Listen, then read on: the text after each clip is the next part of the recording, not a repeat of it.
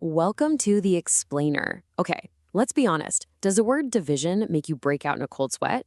Maybe it's flashbacks to your own homework, or maybe you're watching your own kids struggle with it right now. Well, you're in the right place. Today, we are unlocking division. I mean, listen to this. This post from a parent on Reddit just says it all, doesn't it? You can feel the pressure. That big test is tomorrow, your child is getting frustrated, and you're just scrambling trying to find anything that will make it finally click. Well, you are so not alone in feeling this way. So many of us have been there. Let's think of division like a locked door. It seems impossible to get through. But what if I told you that in this explainer, we're going to give you the actual keys to open that door? Not just for one test, but for good.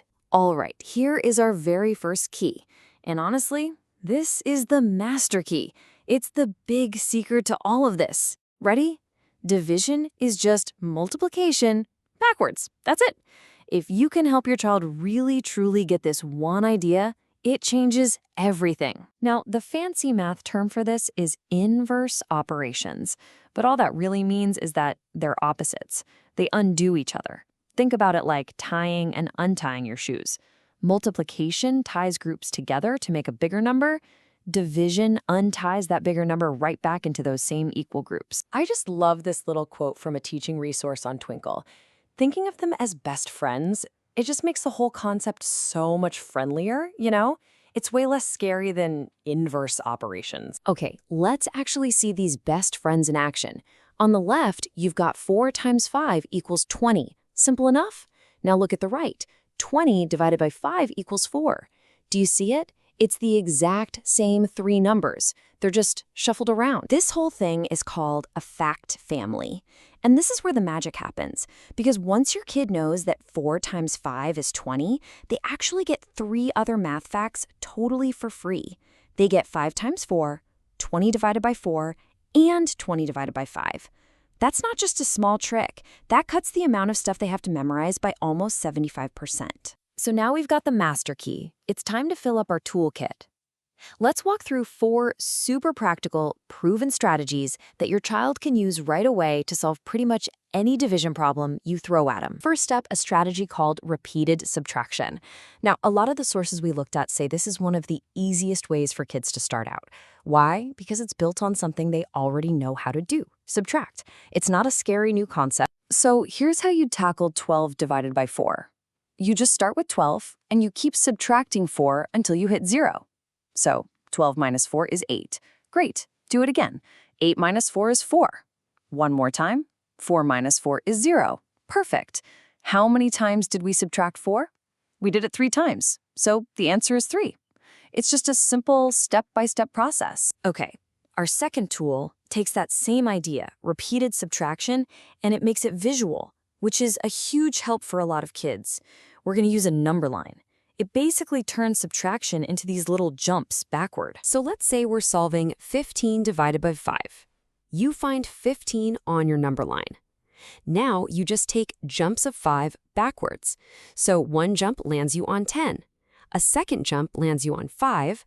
And a third jump gets you all the way to 0. We took 3 jumps, so our answer is 3. It makes the math something you can actually see and do. Strategy number 3 is all about using arrays. This is another fantastic visual tool.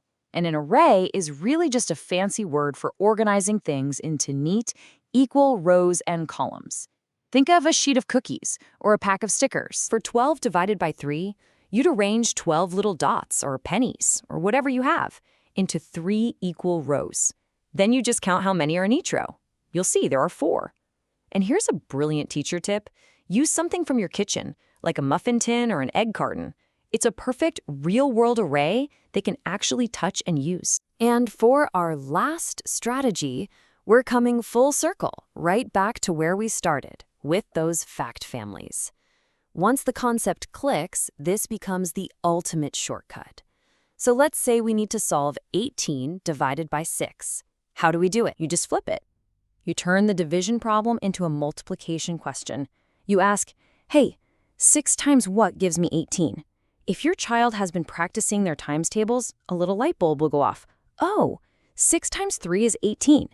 And just like that, they've used what they already know to solve the new problem. Okay, this next part is so important. All those strategies we just covered, they're fantastic for solving a problem. But the real goal is to move from calculating the answer each time to just instantly knowing it. That's what educators call fact fluency. So, how do you get there? How do you build that speed? Well, parents and teachers, we found, swear by these methods. Things like turning multiplication tables into silly songs. Good old-fashioned flashcards. Hey, they still work. There are tons of fun math games online. And there's even this really cool finger trick just for the nines table. Okay, you have to try this with me right now. It is wild. Hold up both your hands, palms facing you. Let's find 9 times 3. Count to your third finger from the left and just fold it down. Now look at your hands. The fingers to the left of the folded one are the 10s. We've got 2. The fingers to the right are the 1s. We've got 7. So the answer is 27. It works every single time. How cool is that? So, we've got our keys, we have our toolkit, but what are we really trying to do here? What's actually behind that locked door we've been talking about? It isn't just a test score. It's something way bigger. This quote from someone on Reddit who used to struggle with math just hit so hard. They said the thing that really helped wasn't another worksheet. It was learning how to handle their emotions. The problem wasn't the math. The problem was that they were panicking. That anxiety was the real wall. And that's it. That's the real goal. It's not about getting 100% on a test. It's about building your child's confidence. It's about showing them, hey, this isn't some scary monster. It's just a puzzle. And look, you now have all the tools you need to solve. This chart kind of puts it all into perspective, right? Yeah, the strategies are super important. And of course, good test scores are great. They'll come. But our main focus, the real bullseye we should be aiming for, has to be building that rock-solid confidence. So, you are now holding a full keychain of strategies and ideas. The only question is, which key are you going to try first to help your child unlock that door?